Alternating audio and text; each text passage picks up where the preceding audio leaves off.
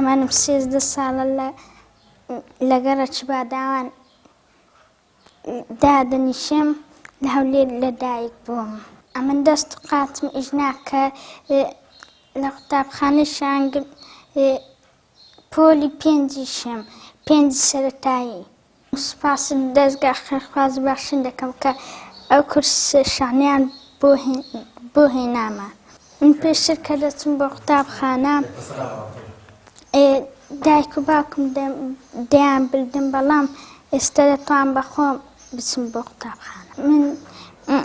دست خوش لخیر خوازان دکم که او کرس شعنیان بو دابین کردوم.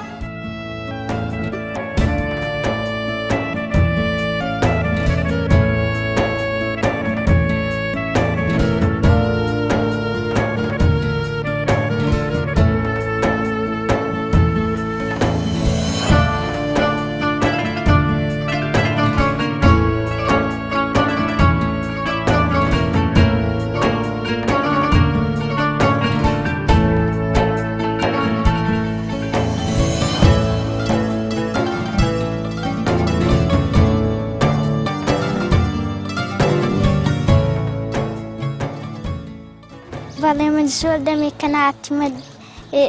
دلي بلان بو عربانية تواني بيما دلي بياس چيشم كد خواه خير خير خوازان بنسي سپاس دزگاه خير خوازي بخشين دكين إنشاءالله اگر قطاب خانه بكتو بو كرسي شعنه بخم دست مقطاب خانه